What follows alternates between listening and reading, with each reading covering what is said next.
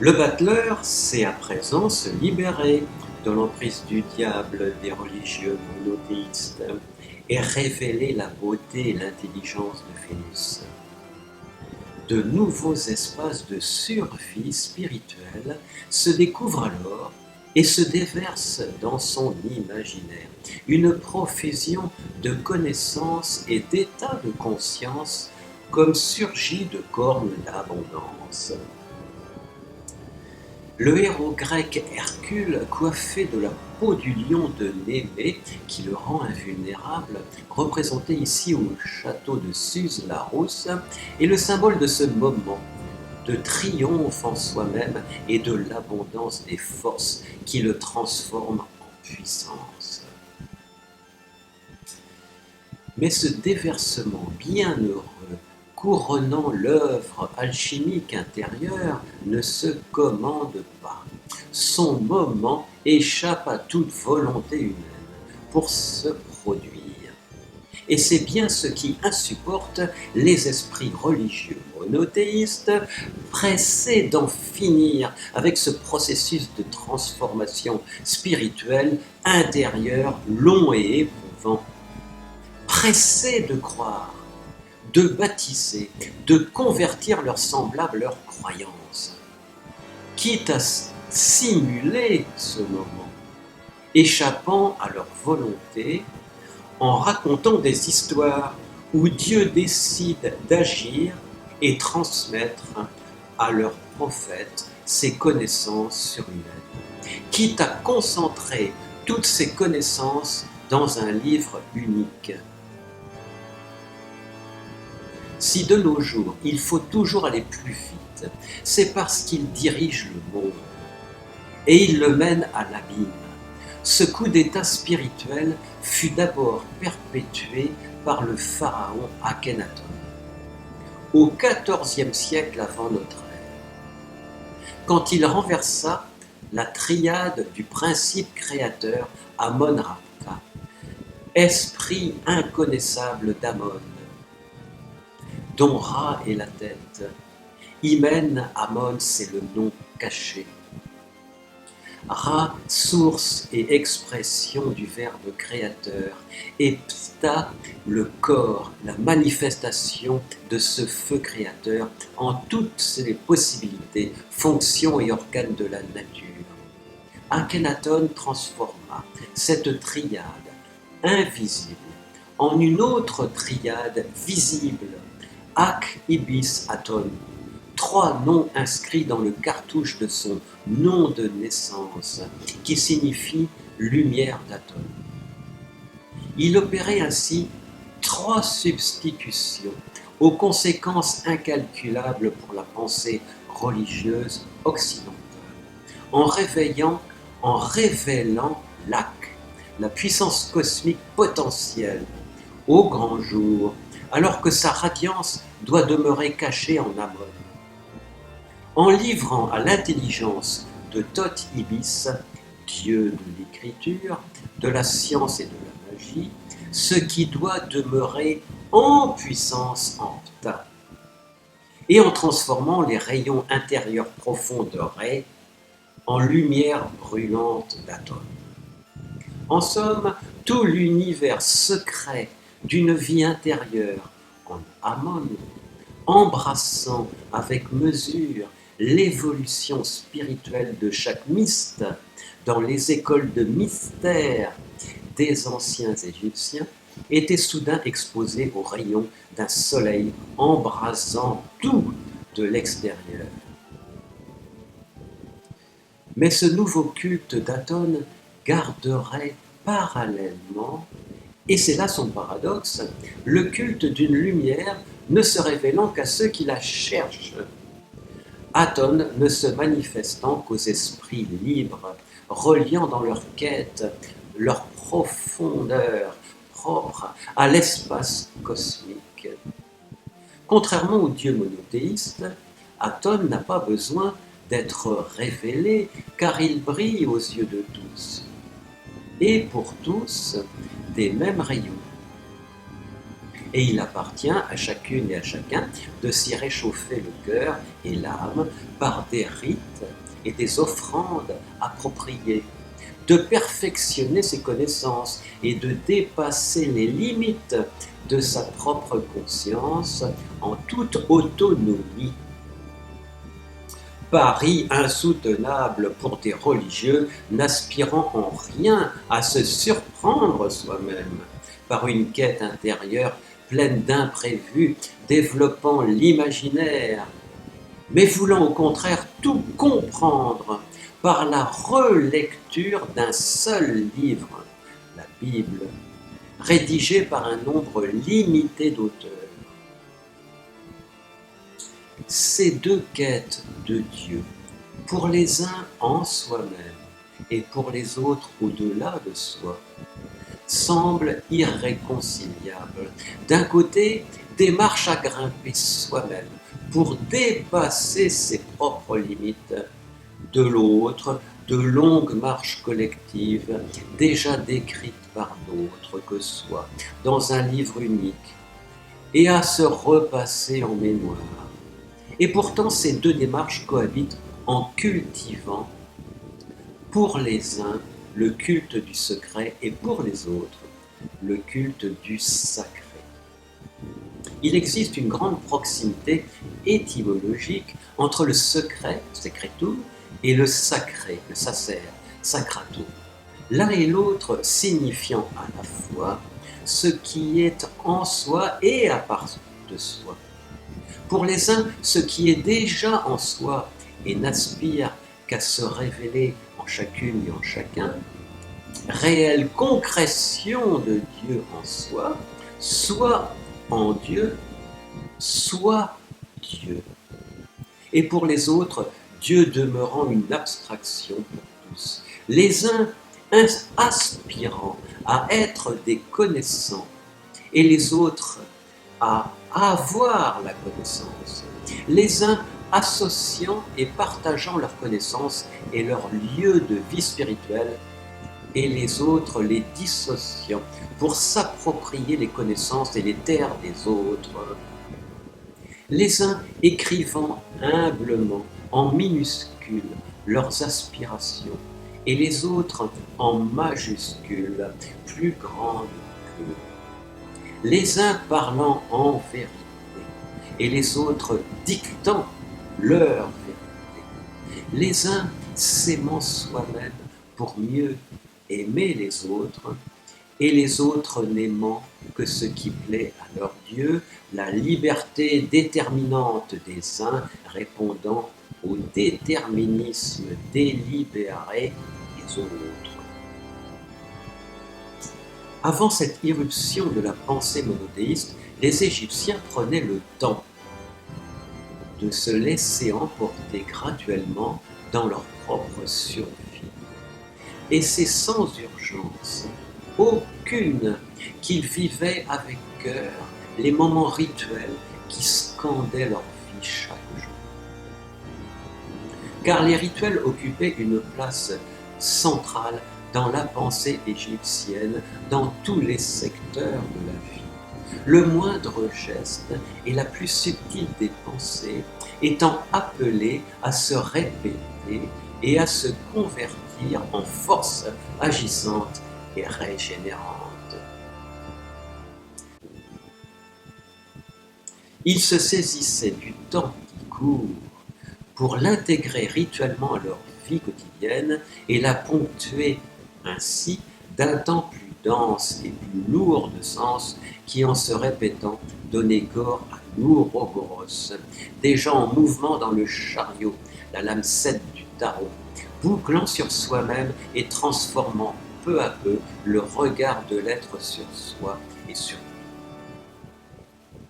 Le sens de la vie est suspendu à ce regard et à la hauteur de vue de l'être, à mesure qu'il s'élève en prenant le temps de voir pour connaître et se reconnaître voyant, dans un processus cyclique de connaissance et de reconnaissance des forces à l'œuvre en soi et dans l'univers. Ritualiser sa vie, C'est donc accroître le nombre de gestes rituels effectués avec application dans la vie quotidienne pour que l'être et le regard s'élèvent de concert et prennent le temps de vivre et de survivre, voir et revoir, comme autant de rendez-vous avec soi et avec l'univers. Les anciens Égyptiens ritualisaient ainsi leur vie pour appréhender tout ce qui se reproduit, pour être à la fois les témoins des phénomènes naturels réguliers du macrocosme et les acteurs de leur propre microcosme par des gestes, des attitudes et des pensées susceptibles de se reproduire. Ils rattachaient ainsi les cycles de leur microcosme à ceux du macrocosme en les transformant pour les plus importants d'entre eux en rendez-vous célébrés rituellement comme les crues du Nil, les courses du soleil jour et nuit, les équinoxes, les solstices, etc. Et surtout, ils soumettaient les cycles de leur microcosme à ceux du macrocosme pour être naturellement en phase avec les cycles de la nature et se conformer implicitement à l'ordre régnant dans le cosmos. Ils s'imprégnaient ainsi de l'ordre du cosmos et de la puissance de ses donneurs d'ordre, les dieux invisibles du monde visible. Ils se projetaient au-delà des apparences et se jouaient comme un mage de l'espace-temps, séparant le visible de l'invisible, l'attendu de l'inattendu. Ils se transcendaient comme par magie dans chaque instant de vie, ou la magie en transformant chaque instant en cadeau du ciel et en éternel présent. Le mage a l'art de relier le visible à l'invisible et de plier le visible à sa volonté pour faire transparaître sous la dure écorce des apparences matérielles d'autres réalités, déjà là potentiellement, mais encore invisibles et n'attendant que le bon moment pour apparaître. Le mage dit ainsi « fais un vœu » en s'adressant à l'héroïne ou au héros des contes et des légendes, pour faire surgir dans la réalité l'être cher tant désiré ou l'objet tant attendu, matérialisant un être ou un objet déjà là potentiellement, mais que les yeux de l'héroïne ou du héros ne voient pas, ne peuvent pas ou ne veulent pas voir. Autrement dit, le mage ne fait pas de miracle et ne fait que rendre possible ce qui apparaissait impossible l'instant d'avant. Les héroïnes et les héros pouvant faire d'eux-mêmes à la seule condition d'être mage soi-même. Cette prise de pouvoir du mage, prenant des raccourcis invisibles par des rituels insensés pour arriver à ses fins, échappe totalement à l'esprit rationnel et sensé des religieux monothéistes. Et ils en conçoivent une telle rancœur qu'ils s'acharnent à en effacer toute trace dans la mémoire et l'imaginaire individuel et collectif. Et ils réduisent le mage à un simple magicien, condamné à résoudre des problèmes ponctuels à coups de formules et de baguettes magiques, alors qu'il est potentiellement un voyant, éclairant d'abord toutes les racines cachées des choses bonnes ou mauvaises, et qu'il prend d'abord connaissance des événements à l'origine des phénomènes avant de choisir d'agir ou non sur ces événements pour les modifier.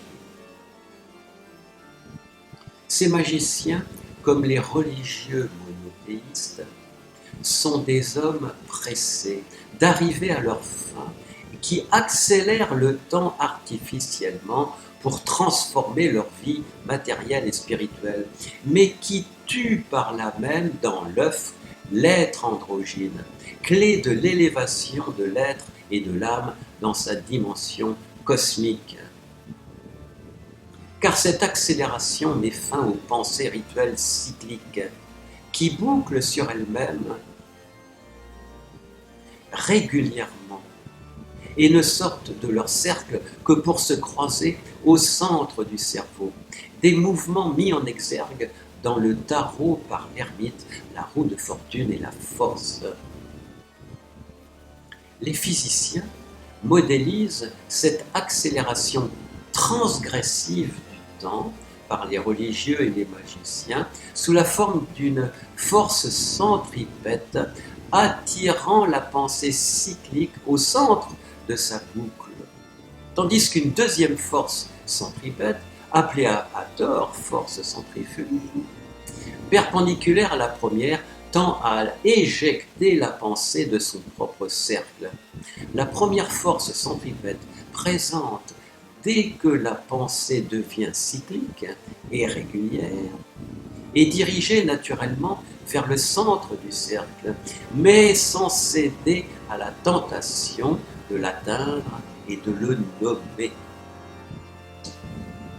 Dieu doit rester innommable pour éviter à la pensée de s'y fixer et d'en faire un point central ou poser la pointe d'un compas, car ce point central n'est pas nécessaire pour tracer un cercle de pensée régulière, comme l'a montré la roue de fortune. Les religieux monothéistes cédèrent pourtant à cette tentation d'atteindre ce centre unique et de le nommer, coupant du même coup les ailes de Pégase et de la pensée androgyne volant d'un hémisphère cérébral à l'autre. Leur pensée dérive depuis dans un imaginaire religieux coupé de la dimension cosmique de l'être androgyne, tandis qu'elle entretient son souvenir par des fêtes régulières cycliques, tournant en boucle régulièrement dans la mémoire collective.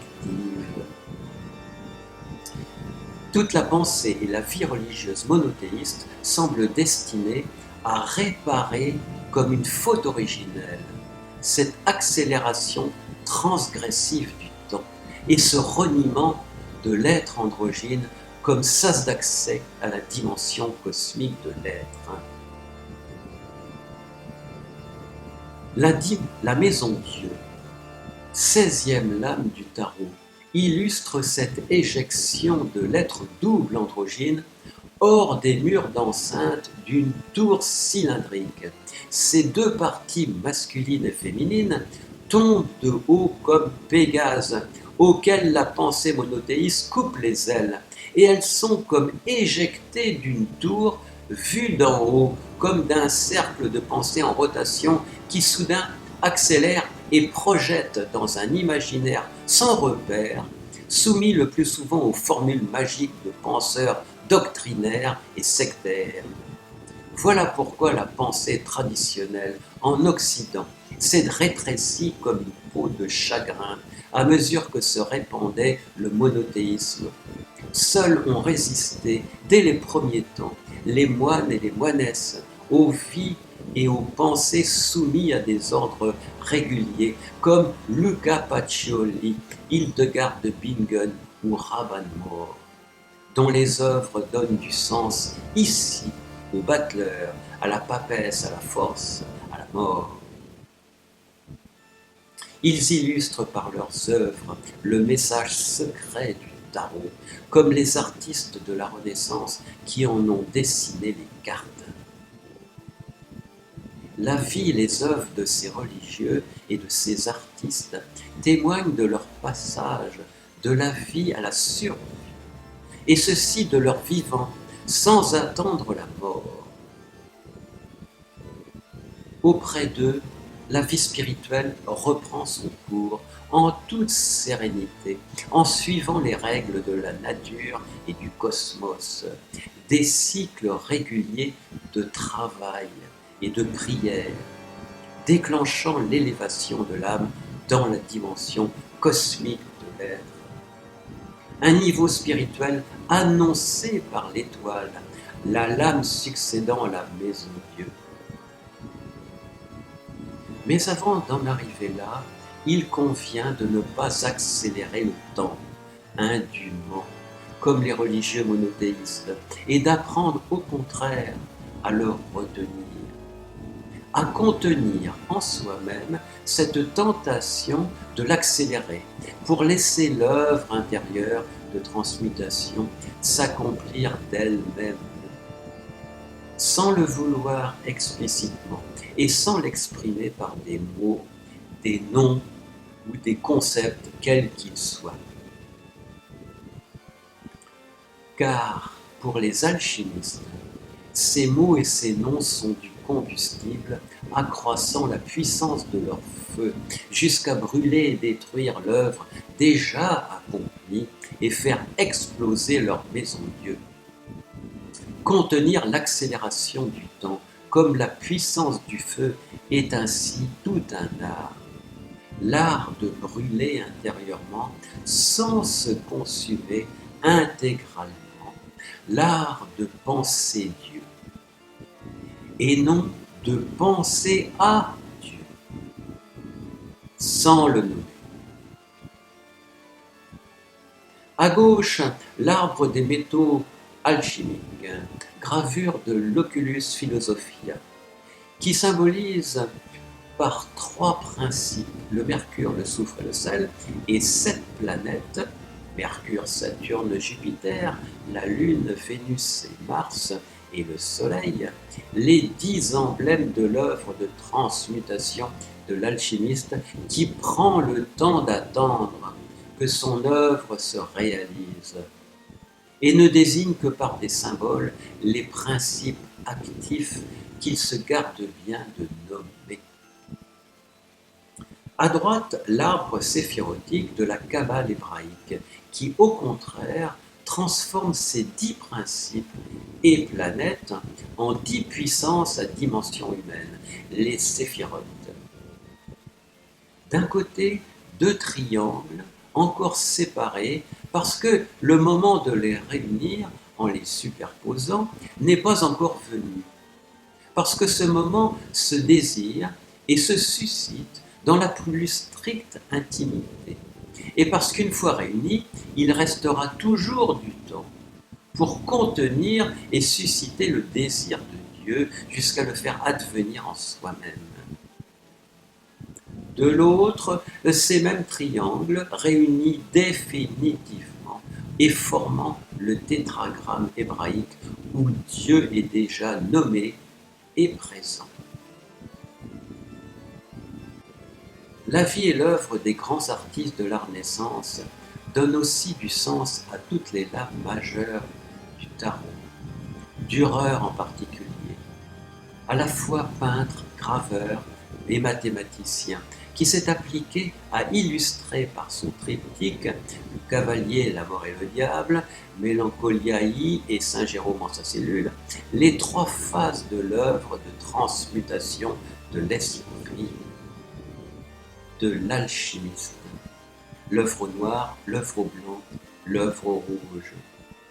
L'ange de Mélancoliae, l'androgyne aux traits à la fois masculins et féminins de l'œuvre au blanc, illustre l'impatience de l'être qui attend d'être projeté et de survivre dans sa dimension cosmique, car il le mérite, son œuvre étant parfaitement réalisée, ce dont témoigne son polyèdre. Il a certes raison d'y croire, mais il lui manque, pour rejoindre Saint Jérôme en sa cellule, baignant de lumière, de ressentir un sentiment qui ne doit rien à la raison, car ce sentiment ne se pense pas et ne se vit qu'avec le cœur.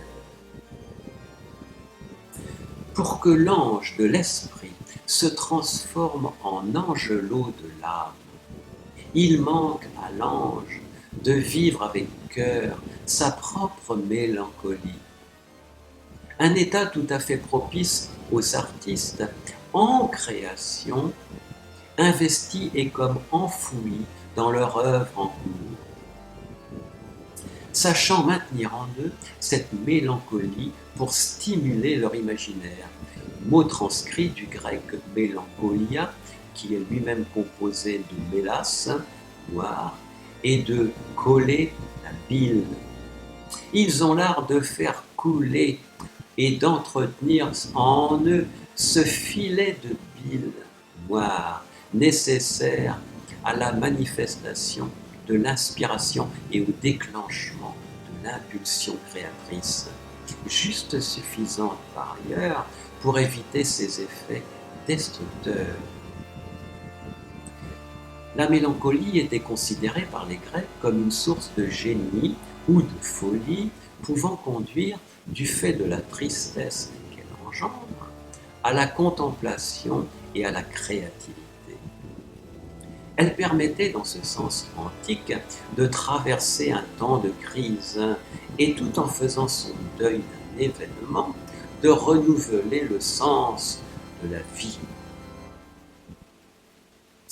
À la joie diffuse régnant autour de saint Jérôme, auréolé, répond l'atmosphère prégnante, attachée à l'ange androgyne, dans un contraste d'autant plus saisissant que leurs deux univers se relient comme deux phases indissociables d'une œuvre globale commune.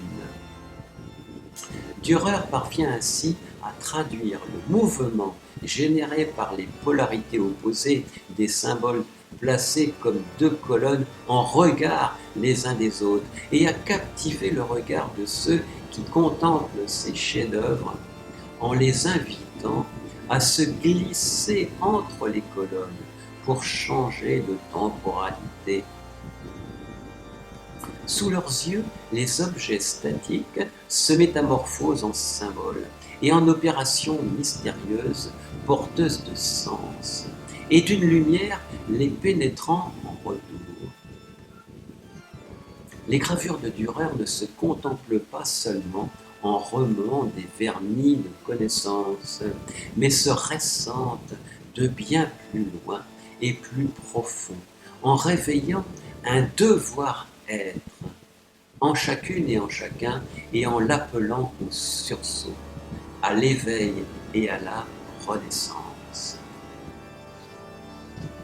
Ce regard actif change alors totalement de vision, puisqu'il voit désormais clair dans le noir de sa conscience, comme la chauve-souris de Mélancolia.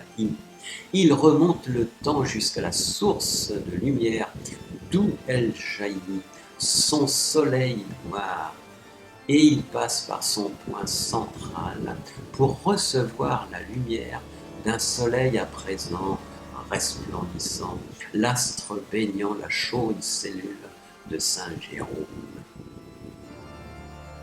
Et dans ce voyage interstellaire, intérieur, le regard remonte le temps, comme les mégatélescopes remontent jusqu'au premier temps de la formation de l'univers. Et comme eux, il fait ressurgir les images et les souvenirs de sa propre existence. Autant d'esprits mordants et souvent d'épreuves à dépasser pour espérer être véritablement éclairé, c'est-à-dire éclairé en vérité. Avant de fermer cette vidéo, pensez à rejoindre notre association L'âme des étoiles à cette adresse et merci de vous abonner à notre chaîne YouTube.